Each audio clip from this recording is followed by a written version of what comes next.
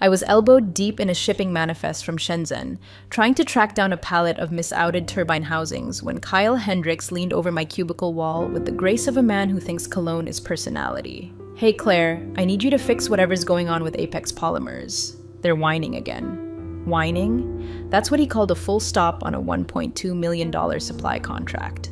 I nodded like always, scribbled it down, and quietly rerouted the shipment using 3 favors, 1 bribe fine, expedited customs fee, and a 6-minute phone call in broken Mandarin. Problem solved.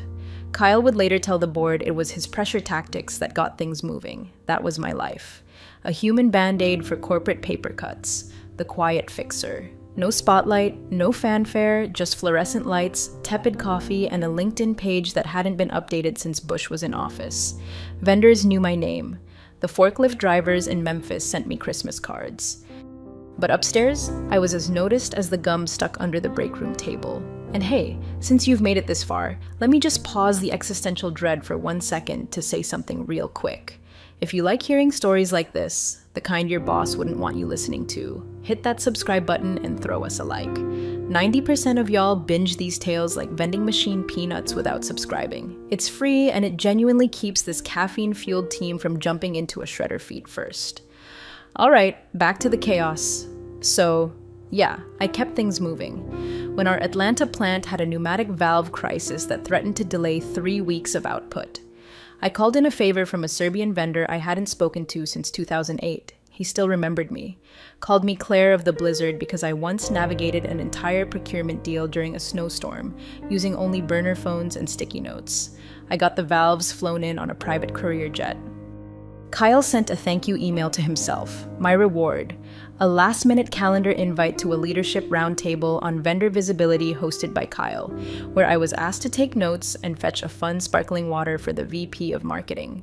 I grabbed her a room temperature La Cua, typed up 12 pages of logistics insight, and watched as Kyle plagiarized my summary into a PowerPoint that somehow managed to use Comic Sans. But I didn't complain, I didn't raise my voice.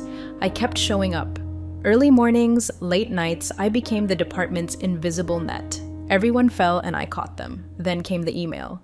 It was from Sandor Varga, Hungarian founder of a legacy sensor supplier we'd been using for years. One of those behind-the-scenes companies no one in the C-suite remembered, but without which our top-selling product wouldn't even turn on. He was cordial, but blunt. Their factory was shifting production priorities. If we wanted to stay on the buyer list, we needed a rep at the annual Eastern European Vendor Summit in person in Bayaskaba. I forwarded the message to Kyle with a simple request: approval for $2,000 travel expense. I laid out the urgency. I warned that this was our last shot to lock down supply for a component that powered over 40% of our revenue. I didn't even add PEEM. He called me into his office and laughed. $2,000 for what? A sightseeing trip in some ghouls? We're not paying for your little vacation, Claire. I didn't respond, just smiled. That tight-lipped, frozen smile women learn in middle management when we're being slapped with a condescending insult disguised as financial prudence. He waved me off and muttered something about real priorities. That night, I sat in my dark kitchen, still in my work slack, sipping flat Diet Coke and listening to my dog snore. My laptop was open. I stared at flights, economy class, 11-hour layover in Munich, middle seat. I booked it on my own D. I took 3 days of PTO and burned through the last of my Marriott points on a 3-star hotel with a lobby that smelled like boiled meat and unresolved trauma. Before I left, I pulled an old folder from my filing cabinet when I hadn't touched in years. It had photos of a rollout I led back in 2012 when Varga's daughter had flown to the States for an on-site audit and her interpreter bailed. I stepped in, helped her navigate a system crash, medical scare, and a 12-hour flight delay. We stayed in touch. Christmas cards, the occasional happy birthday email. I didn't know it yet, but that forgotten kindness buried under a decade of ignored emails and forgotten thank yous was about to become my golden ticket.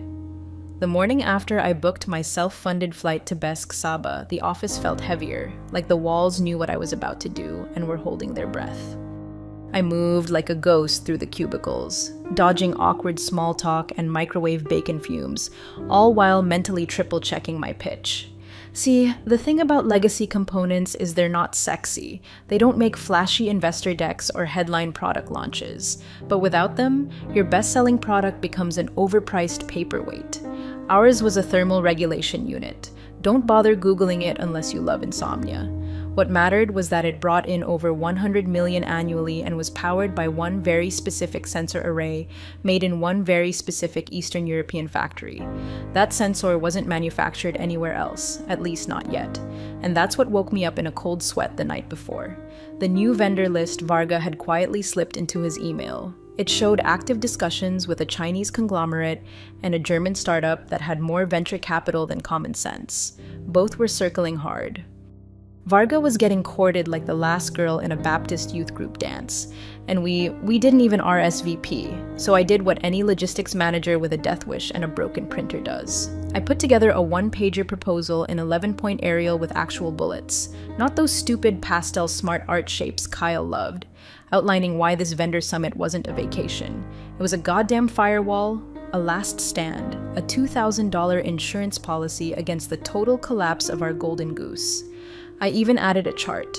Kyle likes charts, especially ones with arrows. When I slid the proposal across his desk, he didn't even look up from whatever Slack thread he was pretending to read. You want what?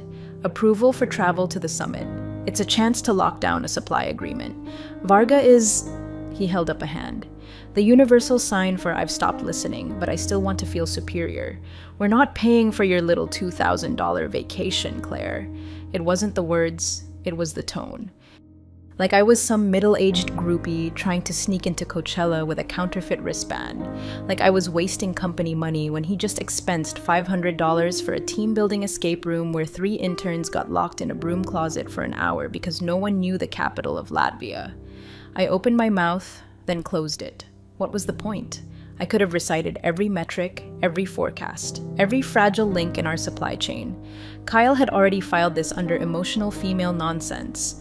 I knew that look. I'd seen it before. Hell, I'd trained myself not to cry under that look. So, I smiled. That dead inside, teeth clenched, smile women master around men who think charisma is interrupting someone mid-sentence.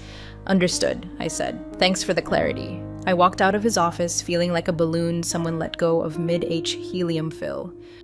But under that something simmered, not anger, not even betrayal, just precision, like I'd finally stopped waiting for approval from a system built to ignore me. Back at my desk, I emailed HR to confirm my PTO request.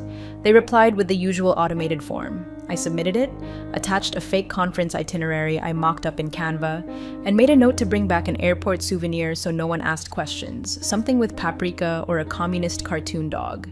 And I ordered new business cards. Just 100. Matte finish, burgundy font. Name, Claire Donovan. Title, Independent Vendor Relations Consultant Company. Donovan Nexus Logistics, LLC. I figured if I was going to be invisible to my own company, I might as well be visible to theirs. By noon, I had booked my hotel. By 2:00 p.m., I'd made a quiet call to Petra, the founder's daughter. I hadn't spoken to her in 6 years. She picked up on the first ring. Claire. Petra, I got your father's email. I'd like to come to the summit. Silence, then a low chuckle. You always show up when it matters. I smiled for real that time. Not the workplace version. The real one I always try.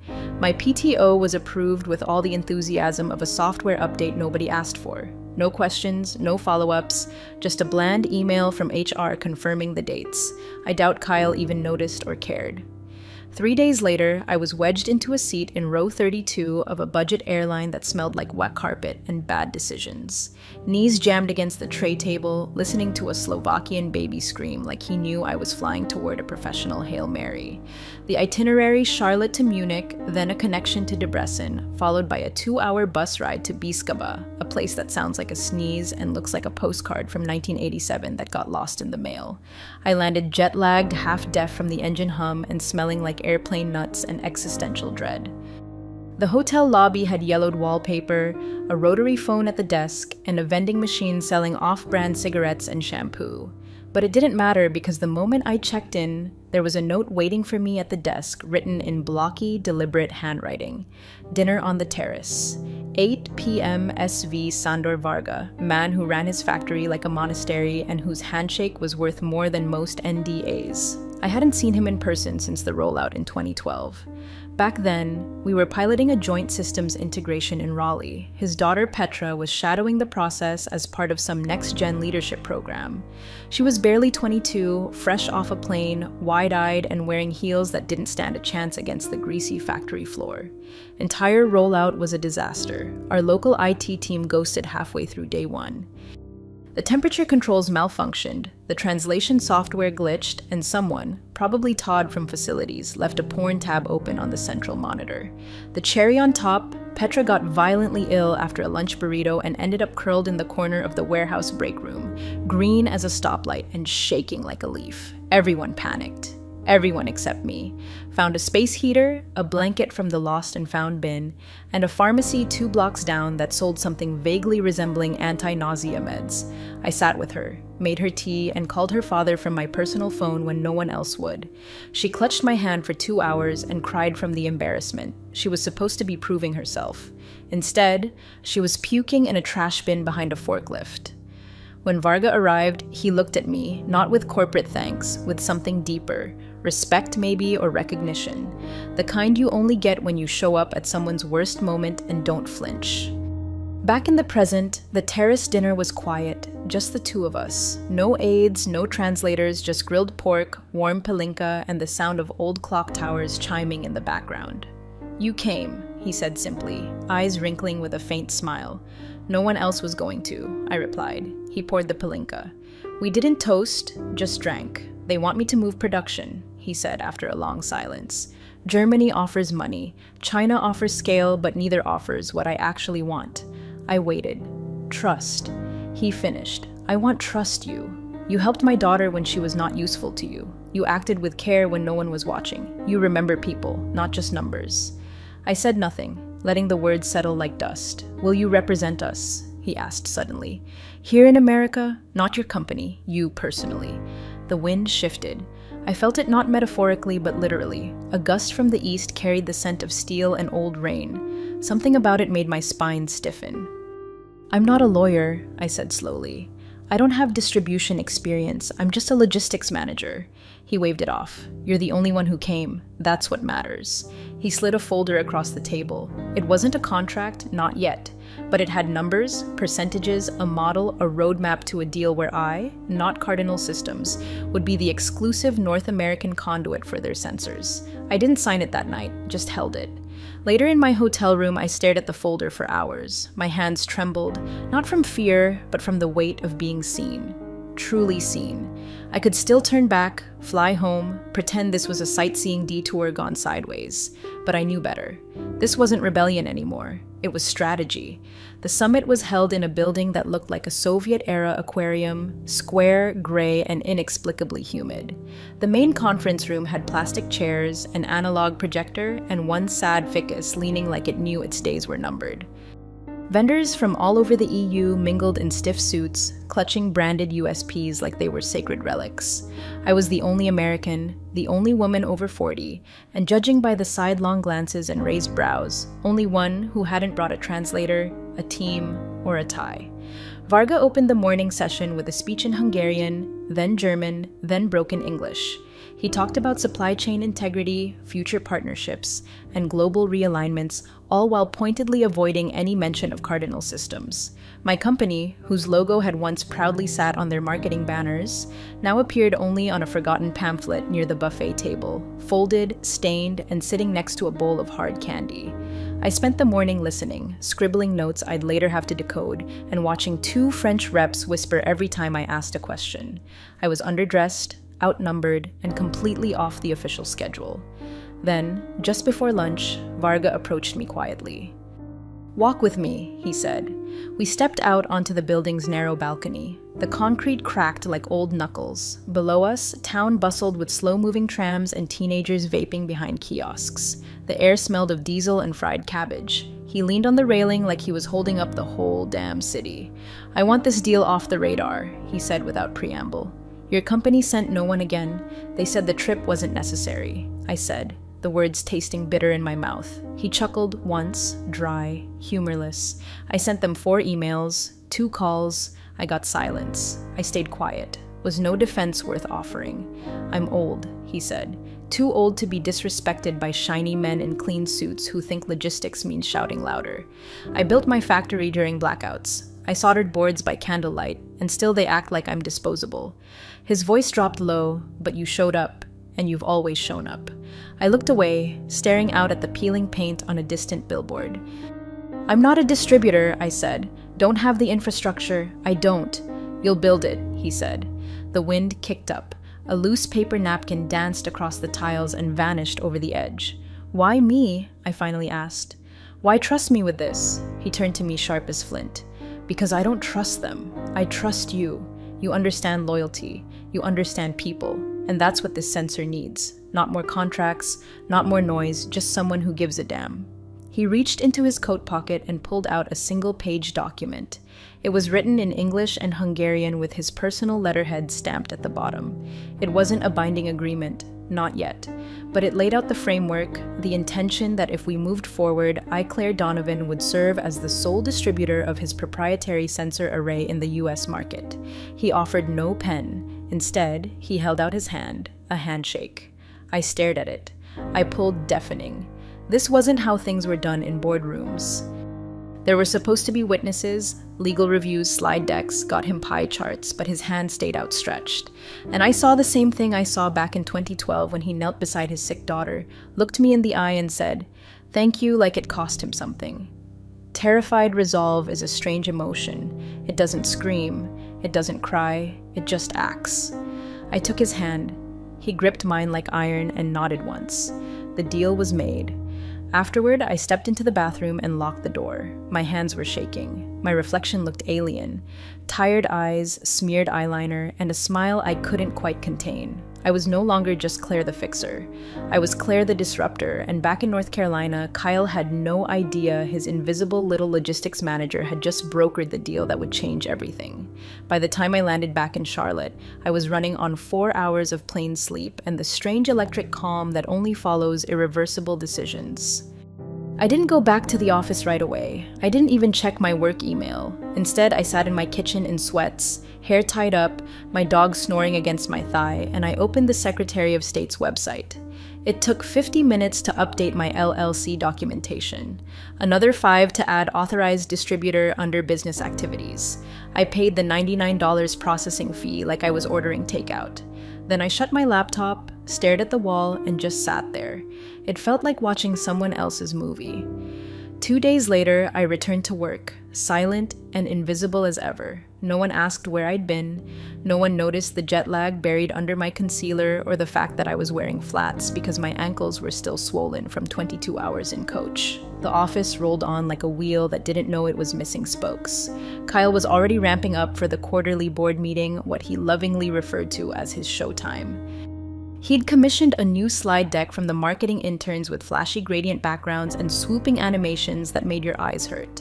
There was even a video reel with peppy music and a voiceover guy who sounded like he sold life insurance between rodeos. In one of the team huddles, he clicked through the slides and landed on one labeled Global Supply Chain Legacy Vendor Confidence. I nearly choked on my gas station coffee. Now this, he said, puffing his chest out like a cartoon rooster, is where we really shine. Varga and his team are locked in for another 2 years. You've built a foundation of trust, long-term vendor stability, folks. That's the name of the game. I stared at the slide. It had a bar graph. The bar labeled 2025 was shooting up like we just acquired a patent on eternal youth. My name, nowhere. My report gutted and rewarded to sound like Kyle had personally massaged the vendor into compliance using only grit and charm. It was surreal, like reading your own eulogy. Rewritten by the guy who stole your lunch from the communal fridge. "Claire," he said mid-meeting, "great work on background support. Couldn't have done it without your spreadsheet thing." Everyone chuckled politely. I smiled. The same smile I wore when he called vendor calls, gossip, and logistics postman work in the elevator afterward. One of the interns whispered, "That was such a killer slide. Did you make that data up, or is it real?" I just said it's real enough and walked out before they could follow up. Later that afternoon, I slipped into the unused conference room next to the printer, the one no one booked because the chair squeaked and the blinds were permanently tilted at an angle that made you feel watched. I pulled out the manila envelope Varga had given me on the last day of the summit. Inside was a signed letter of intent, a summary of our handshake agreement, and a scanned notarized copy in Hungarian with a wax seal I didn't even know they still made. I opened a secure Dropbox folder under my LLC email, uploaded everything. Then I drafted an email to myself with the subject line: activate when ready, attachments, vendor agreement, draft, price sheet template, and a resignation letter so sharp it could slice glass. I didn't send it, not yet, but I knew it was coming. That night, I poured a glass of red wine that cost more than the airfare I'd just eaten and stood in my backyard under a sky that felt whiter. Something in me had already left the building. My body was still showing up at 8:15 a.m. Badge swipe and all, but my soul, my ambition, my loyalty, those had already moved into a new office, one with my name on the door. The quarterly board meeting opened with the usual parade of self-congratulations. We were in the 12th floor conference room, the one with the frosted glass and the $12,000 rug no one was allowed to walk on. Suits filed in with their Bluetooth earpieces still buzzing. Starbucks in hand, eyes glazed with that caffeinated blend of arrogance and boredom. I took my seat near the back, close to the buffet table, where the cheese cubes were already sweating under fluorescent lights. I wore a navy blazer that said team player and black flats that said I know where the bodies are buried. No one noticed me. They never did, which was exactly how I wanted it. Kyle stood at the head of the table, laser pointer in hand, voice greased up and rolling like a car salesman at quota time. Now, as we move into Q4 projections, I want to highlight our most stable vertical legacy component sourcing: click, slide, change. Thanks to years of smart vendor management, our European supply line is rock solid. I bit down hard on the inside of my cheek. Locked in rates, guaranteed inventory, he continued. Frankly, it's one of the cleanest areas of our operation. At that exact moment, truly as if the universe were playing conductor, a knock echoed against the glass doors. A man in a courier uniform stood there holding a sealed envelope, tan and thick with red ink across the front, personal and confidential to be opened by CEO. Only the receptionist cracked the door and whispered something to one of the assistants. A minute later, the envelope was in the CEO's hands. He looked puzzled, then intrigued, probably thought it was a thank you letter or a private invite to a startup's yacht launch. You know, CEO things. Then he opened it. His posture shifted in real time, shoulders collapsed inward, brows furrowed, jaw slackened like someone unplugged him mid-boast. The room, which had been filled with the low murmur of side chatter and coffee sips, felt eerily silent. He read the letter once, then again. Finally, without a word, he slid it across the table to the general counsel, a man who normally looked like he did crosswords during HR briefings. The lawyer took the page, adjusted his glasses, and began to read. The silence stretched. People fidgeted. Kyle shifted from foot to foot and fake laughed like it was all part of some surprise birthday plan. The lawyer blinked slowly, then looked up at the CEO. "You weren't aware of this?" The CEO just shook his head. The lawyer turned back to the room and scanned the sea of suits until his gaze landed on me, the last person anyone would have thought to question. The spreadsheet girl, the vendor whisperer, the footnote in the PowerPoint. "Where is she?" he asked. I raised my hand calm, steady, like I was answering a roll call. Kyle squinted at me, confused. "Claire, what? What's going on?" I stood, smoothed my blazer, walked toward the head of the table, heels tapping like a metronome for doom. Inside that envelope, I said, is a notarized letter from Varga Technologies. No one breathed. The letter confirms that as of this week, all future sensor shipments to the United States will go exclusively through a single intermediary. Pause. Let it burn. That intermediary is my company. Dead silence. "The kind you feel in your teeth, you mean?" "Through Cardinal Systems," Kyle finally asked, his voice climbing an octave it had no business visiting.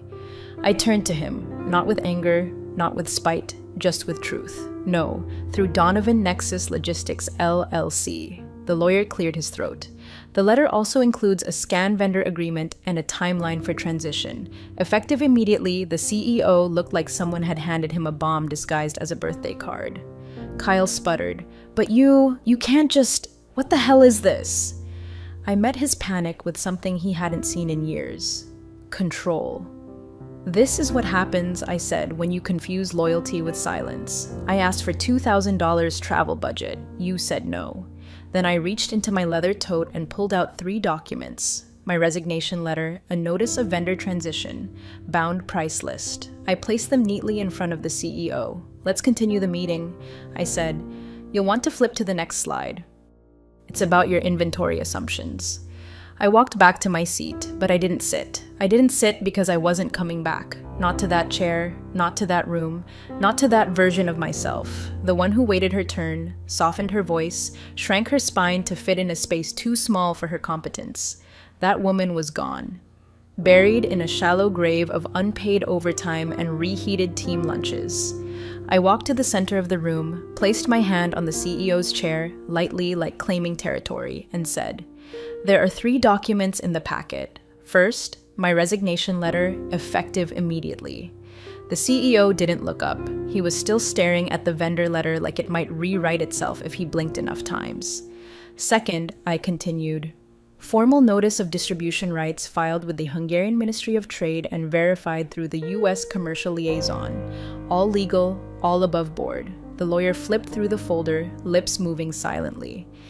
He turned one page, then another, reached the notarized seal, paused.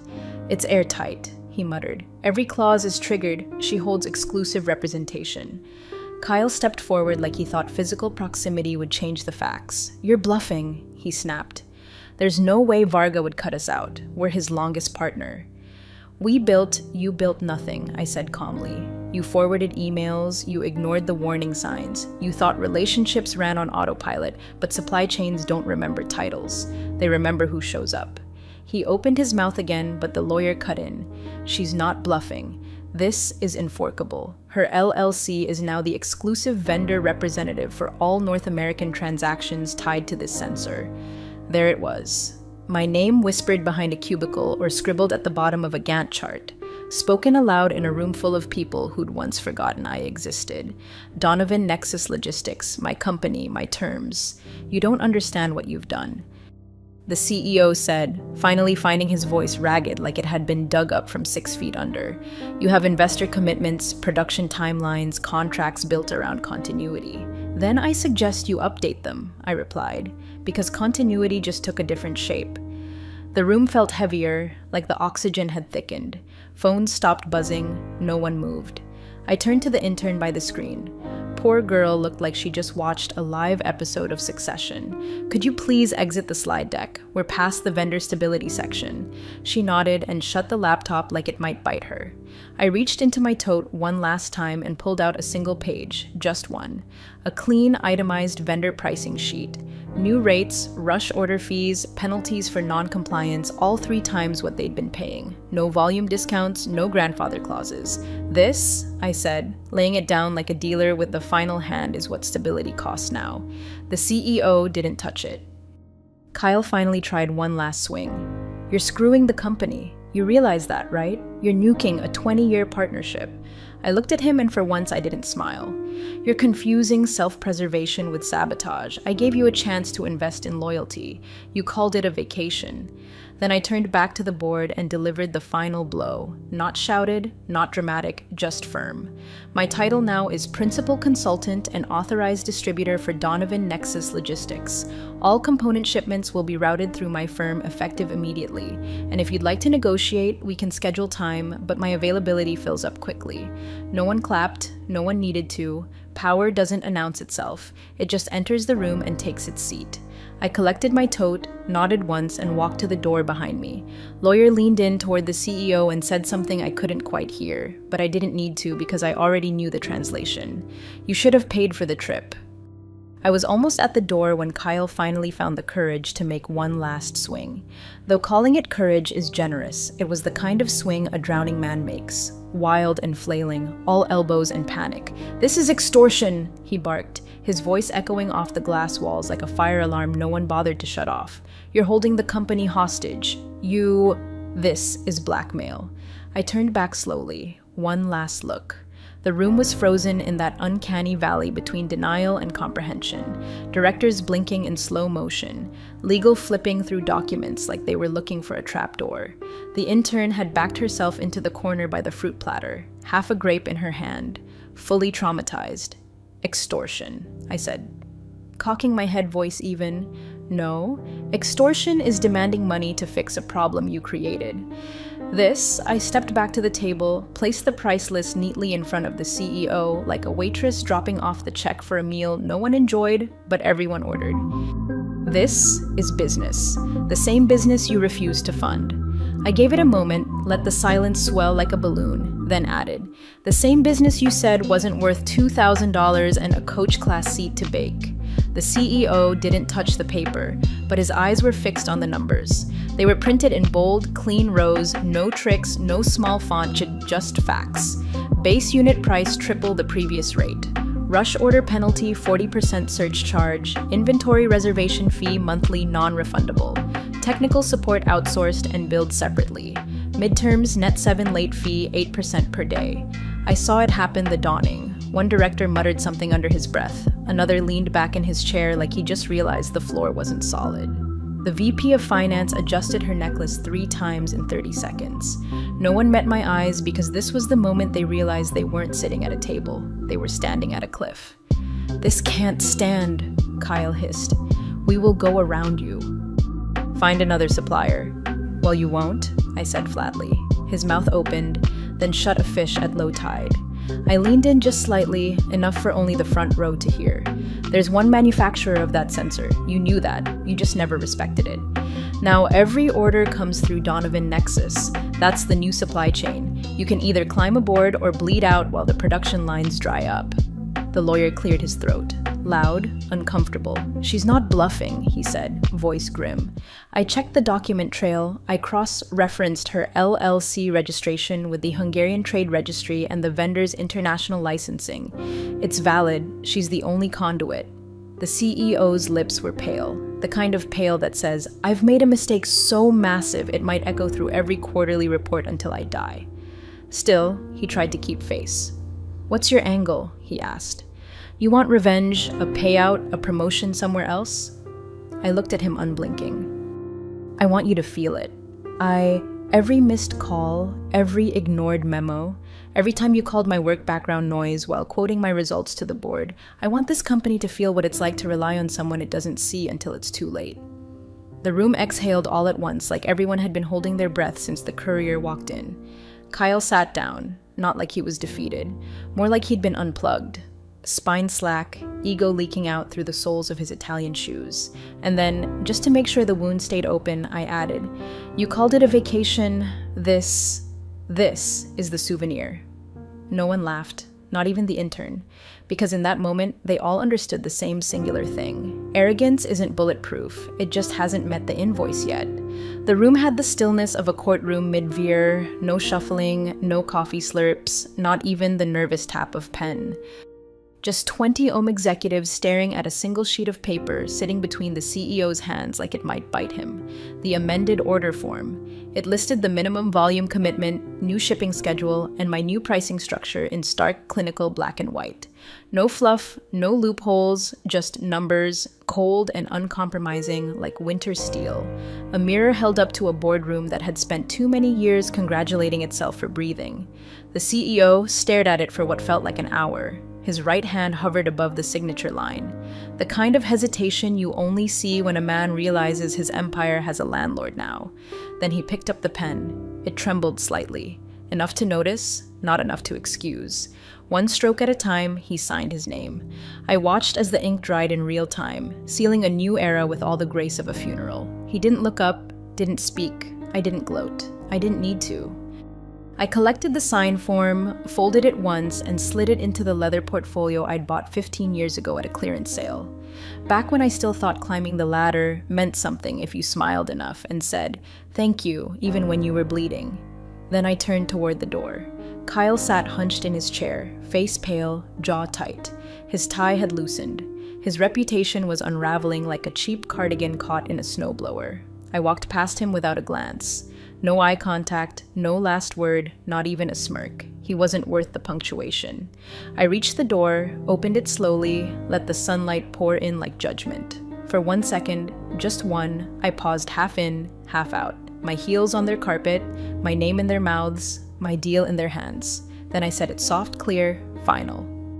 You thought the trip was too expensive. Now you get to find out what cheap really costs, and I walked out. Not fast, not triumphant, just steady. The way someone walks when they no longer carry anything that doesn't belong to them. Thanks for watching, you cubicle warriors. Hit that subscribe button. Unless you're my old boss, then you're on your own.